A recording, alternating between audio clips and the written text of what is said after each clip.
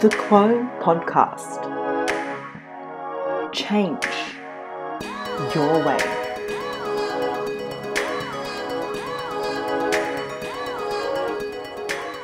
Today I'll be interviewing Dr. Christopher Pepin-Neff, an American-Australian research academic who examines the role of lobbyists and activists in LGBTQ politics. He was the first full-time lobbyist for the repeal of Don't Ask, Don't Tell, and founder of Q Street, the LGBTQ Lobbying Association of Washington, D.C. His new book, LGBTQ Lobbying in the United States, has just been released. Chris, you're currently a senior lecturer in public policy at the University of Sydney, but your background is in lobbying. Before we begin, some of us don't have a clear understanding of what lobbying actually is. So what does lobbying involve, and what drew you to get into becoming a full-time lobbyist? So lobbying is when you go to a congressional or legislative office or the parliament or to the prime minister's office or to a president's office, to the White House, and you sit down with them, and in about 7 minutes you tell them what your issues are. So I usually work on gay rights issues and LGBTQ plus issues, and I'll say to them, look, I think we need to advance the ball on LGBTQ plus rights. And they say, oh, it's really hard. And I say, that's irrelevant. And they say, well, let's negotiate. And I say something like, I will not negotiate on LGBTQ plus rights. And there's this push and pull that happens between people who are lobbying, but you're literally trying to influence the outcome of a rights decision, right? Something that's legislative or something that's done by the executive. And so that's what you're trying to do. So in order to become a lobbyist, do you need a background in politics? You don't. To be a lobbyist, all you need to do is to register with the House or Senate. The same in Australia. You register with the government, and then you're allowed to lobby. And some people have no background. Some people are politics background. Some people are media and communications. It's kind of based on connections more than it is a degree. Like the qualifying status is based on your connections. So for you, what drew you, what inspired you to become a lobbyist? So mine was my connections. I worked in the Senate for a Republican named John Warner, who was from Virginia, and I went to college in Virginia, so he hired me. And his wife was Elizabeth Taylor, the actress. So he was good on gay rights. He was good on HIV/AIDS, which Elizabeth Taylor founded AMFAR. And so he was really good on that stuff, but it was complex being an openly gay person in the office and in the Republican Party. So I didn't want to do it. And I had a husband at home who told me he'd leave me Oh, no. if I kept working. And I said, that makes sense, I'll move on. And I went to work for Harry Reid, who was then the minority whip, but became the majority leader and a Democrat. And so having worked for sort of a high-profile Republican and then working for a high-profile Democrat, that gave me qualifications to go in connections to go into lobbying. And what was your first step when you decided you wanted to focus on LGBTQ plus rights? I was at a meeting of the Stein Democratic Club in Washington, D.C. in 2000, and a gentleman walked up to me, and his name is Frank Kameny. And Frank Kameny founded the gay rights movement in the United States. So Frank comes up to me and says, oh, Chris, you need to get involved in the Gay and Lesbian Activists Alliance. And I said, well, I don't know what that is. And he said, well, you need to get going on gay rights. And that was my start into gay rights, was having this mentor and this icon of the LGBTQ plus rights movement sort of saying to me, you need to step up. And I think that has been sort of if there's like a stream between my life and the work that I've done, it's been people saying, step up, rise to the challenge, get off your ass, like do something. And I've tried to do that in all the work I've done. So you were the first full-time lobbyist for the repeal of Don't Ask, Don't Tell. some of us don't have an understanding of what the Don't Ask, Don't Tell policy is, because it's an American policy regarding LGBT plus military service people. Could you explain what the policy involves and how it was successfully repealed? Absolutely. It's a really complex policy, but I'll give you the simple version. It was the ban on gay, lesbian, and bisexual service members in the United States military. So they fired 14,000 people between 1994 and 2010 for being gay, lesbian, or bisexual. The trans ban, which we talk about now, and it was just changed by the Biden administration, was very different. It wasn't statutory. So I remember having a meeting with trans activists in 2003, and they said, whatever you do on Don't Ask, Don't Tell, don't mention us, because your ban is in law and ours is regulatory, and they had a little bit more wiggle room than we did. So they said, don't talk about it, and so we didn't. So we just worked on gay, lesbian, bisexual, and like I say, it was if you told your mother you were gay, you could be discharged. If you had a bumper sticker on your car that was Army and parked at a gay bar, you could be fired. There were a lot of witch hunts, a lot of harassment. I once had a service member call me and say that he was outside of his door, and somebody had taped a grenade to his door and had taken the pin out. So he was a munitions officer, so he disarmed the grenade, and he was calling to talk about it. And I said to him, get away from the grenade. Do not disarm the grenade with the pin pulled out. Get away from the grenade. And he's like, well, this is what we do, and this was the kind of harassment and violence against people that they dealt with all the time. And I dealt with 2 murders that happened for service members Active service people who were murdered for being gay. And this was quite, I don't want to say common, the violence was common. The way that it escalated was different. So that was a lot about Don't Ask, Don't Tell. And so how did the Don't Ask, Don't Tell policy end? How did lobbyists help in that process? So I wrote the first bill to repeal Don't Ask, Don't Tell and introduced it in Congress in 2005. Now, Don't Ask, Don't Tell won't be repealed until December 2010, so it's 5 years. But that was an important 5 years for moving the public along, moving the Congress along. We ended up winning with 65 votes in the United States Senate. Don't Ask, Don't Tell repeal is the most pro-LGBTQ plus victory in American history.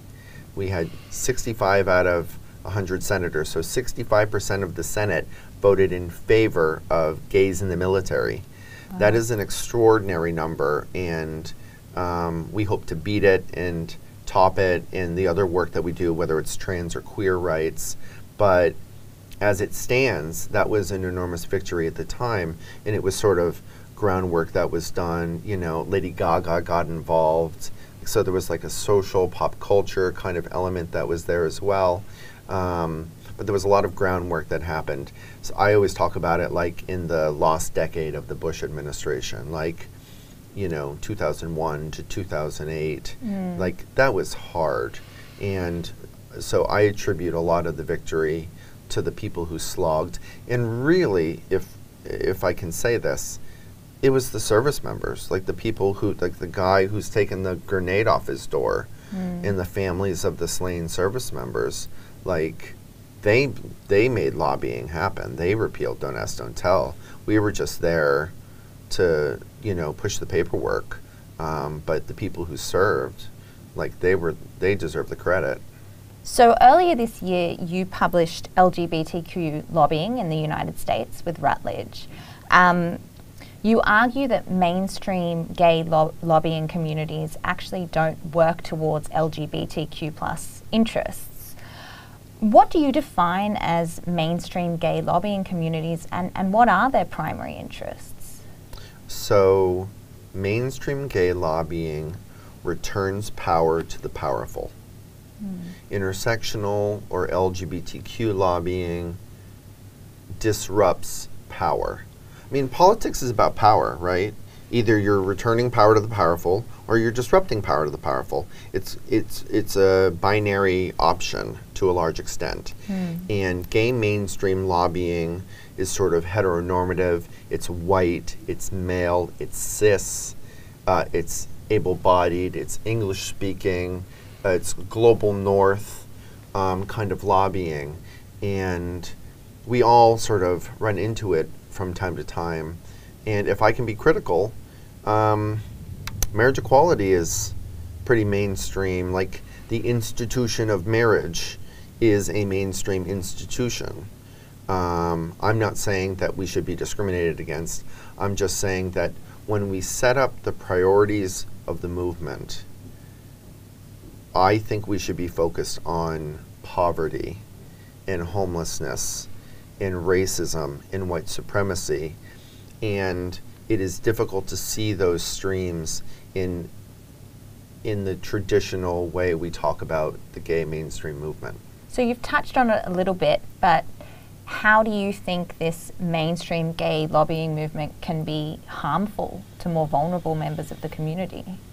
I think it reinforces, it's a victory for heterosexuality. You use gay rights to advance heterosexuality, the same way you use events like Pride to advance corporatism. And you're essentially letting yourself be manipulated by a heteronormative culture. So they want you to be heteronormative, and we say, thank you, we'll be heteronormative. And then we reproduce that racism, sexism, ableism, classism against our own community. So when we look at the issues that we pick, the rights that we fight for, the parties that we have, the food that we buy, like the queer and trans community could solve LGBTQ plus rights in 30 days if we spent on LGBTQ plus rights what we spent on hair products and bars. It's statistically correct if you look at our disposable income. Like, we have a fortune, but we don't do that. And we've made a specific choice as a movement and as individuals that we are willing to accept a certain degree of racism and a certain degree of classism. And I think the book tries to call that out. And do you think that we're willing to accept that racism or classism or ableism because what we receive in turn is acceptance? Do you think that the whole, I guess, process of mainstreaming LGBTQ plus culture is problematic in a way? We receive benefits on the basis of racism in society. So you cannot have a pro-black agenda, you cannot be intersectional, and you cannot be against white supremacy if you are not denying yourself the benefits that you receive on the basis of racism, transphobia, homophobia, classism, ableism. Like, if you're not taking an affirmative step against it to place burdens on yourself and to relieve the burdens of others, then I don't think you have a pro-black agenda. I don't think you have a pro-trans agenda if you're benefiting from transphobia. And in the context of lobbying, in the book you talk about this different intersectional approach to lobbying. What does that look like, and how is that different to this mainstream gay lobbying approach that you've been discussing? So I talk about it in terms of the ask. So in lobbying, like the whole, the climax, the sex of lobbying is in the ask. When you say, when I turn to you, Ali, and I say, here's what I need from you. I've prioritized something that I think is important, and I'm going to ask you to help work with me on something that I think is important, that I'm going to make important to you. And when we set those priorities, when we set the priority of the issue I'm going to talk about and what I'm going to essentially enter into a collaboration with you on, if that isn't, like I say, pro-black or demanding action now. So we talk about it often in terms of like equality governance. What can I ask of you that you're comfortable with and will sort of get us, like, kick the can up the road a little bit. And that's gay mainstream lobbying. I reject that, and I say the opposite. Let's ask for everything. Let's ask for it now. The business community is asking for everything now. Coca-Cola isn't saying, how do we kick the can, literally, up the road, right? Coca-Cola wants it all now. The only people who are sort of asking for scraps at the table is the queer and trans community, and that's usually the queer community selling out the trans community, to be perfectly blunt about it. And there are even negotiations now that are going on about the Equality Act. I was in a meeting last week, and they're talking about watering down the Equality Act. And the biggest piece of LGBTQ legislation in any country in the world. And they're already talking about watering it down. And that's a symbol of gay mainstream lobbying, and that's a warning sign for people of color, the trans community, and anybody else. So the focus of your book is lobbying in the US, but you obviously are currently living in Sydney. So are there parallels between the lobbying process in the States and in Australia? There are. I mean, I mentioned that you register in the same way, and I mean, it's really about size. So lobbying in Australia has been going on really since the late 70s. It sort of got kicked up into the mid 80s, and people started getting an eye for it in the 90s. It's very interesting that it's evolved over the past probably decade and a half to being more professional, you know, work on the left, work on the right. So there are grassroots lobbying efforts that are really emerging. So what do you think the primary focus of LGBTQ plus lobbying in Australia should be? Honestly, it would be to be doing more, to be pro-black, to be doing more for black communities. And it's hard to do anything else if they're killing themselves. So whether it's mental health, whether it's suicide rates, whatever the issue is, we should be working in the black community, period. So what you're talking about is that intersectional approach to lobbying. Do you still see in Australia this conflict again between mainstream gay lobbying movements and the more intersectional approach to lobbying? I think it's all the same. And I see, you know, to what extent did marriage equality help Aboriginal Australians?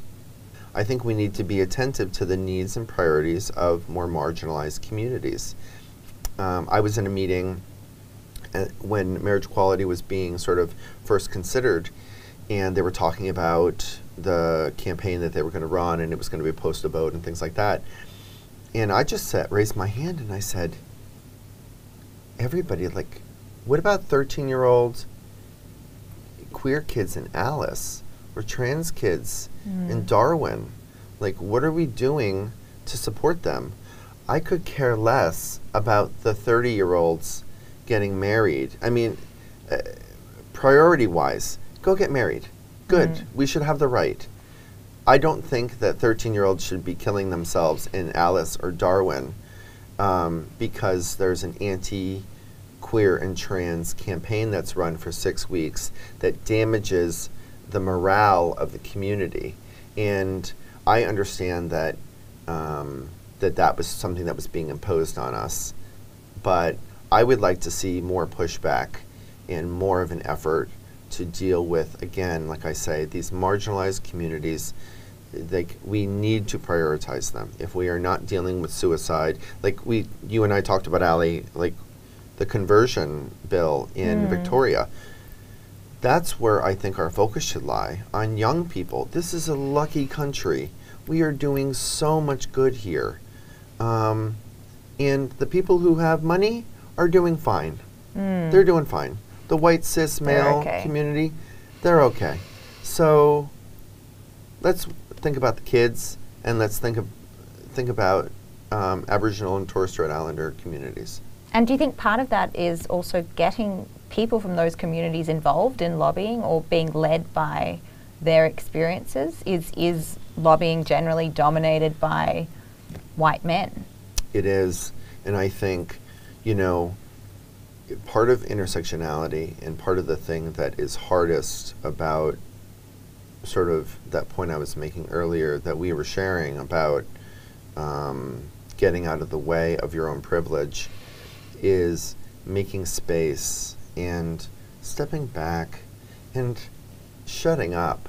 Like sometimes white cis men need to shut up and let women speak because white men will always speak, and sometimes it's for the black community, and I don't think we do it enough. And so part of it is empowering it. I used to run a queer and trans youth center, and we would just take the 13-year-old kids, we'd put them in a room, and I remember we did this with the Estrella Foundation for Lesbian Justice. We just put them on speakerphone, and we left the room. We shut the door. And what did they do? They got $10,000 for a rural queer shuttle to drive around to all the little malls and little convenience stores in the area, and and pick up kids to bring them to support group meetings.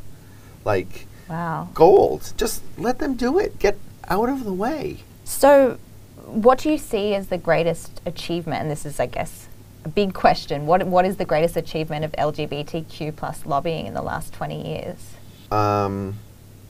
In the U.S., it's probably the American Psychological Association, the lobbying that got them to change homosexuality from a mental illness to not a mental illness. And when was that? Was it 1977? I think it's 1977, Wow. 78. Too recent. Yeah, exactly.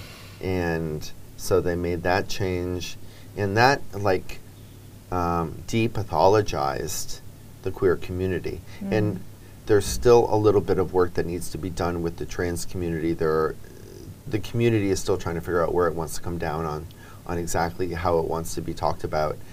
But,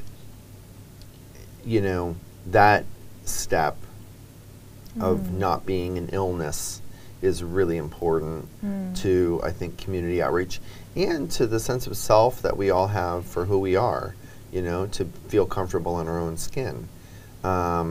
So there's that. And I'd say that's probably the American model. I will get you the year. And, gosh, in Australia, I mean, there were some major reforms that were done under the Gillard government that really shouldn't be. I don't want to sweep those under the carpet. They were pretty major. But then, I mean, I'll be perfectly honest. The anti-trans stuff that's going on right now is on the rise. And there's also things like trans exclusionary feminist groups that are getting city funding from the city of Sydney. And the simple fact is trans people exist. I don't think it is wild to say trans people exist. I will go, this is the hill I will die on, is that trans people exist. And I think that we as a community need to rally around groups like the Gender Center in New South Wales and the Gender Agenda in Canberra and places like that are doing some of this really extraordinary work. 2010 for youth issues. There are, very little groups that do really enormous work. And that would be sort of where I would prioritize and where I would look to the great efforts that Australia is making. So, keeping it in Australia, for the next 20 years, what do you hope the future of LGBTQ plus lobbying looks like? My hope is that it will deal with systemic issues like racism, gendered violence, domestic violence, kids who are beaten up for coming out at home. When I was working on Don't Ask, Don't Tell, there was a Army soldier, Shalonda Baker, African-American woman, who was beaten by her partner and sent to the hospital. And when the police got to the hospital, they called her command and told them that she was a service member who was in a lesbian relationship. And she was fired from her job for being beaten by her partner. Oh my and, gosh. I just think of these communities that, and And I'm sure there's a comparable story in Australia, 100%. Like, I'm sure there's 10. And so as we look at what we do for the community and where we can go in the next 20 years, I'm looking for the gaps. So the things we don't know yet that are falling through the cracks, that's where I want to go in the next 20 years. I don't want to say conversion therapy. I think we'll get there. I think we'll get conversion therapy in 5 years. I think that it needs to be the issues that we don't know, the black hole issues that sort of will suck down the community. And they'll probably be trans. I mean, I say this in the book, the future of lobbying is trans. And the future of lobbying is having a pro-black agenda. So that my hope is that we look at those issues. Well, thank you so much for being on the podcast, Chris. Thank you.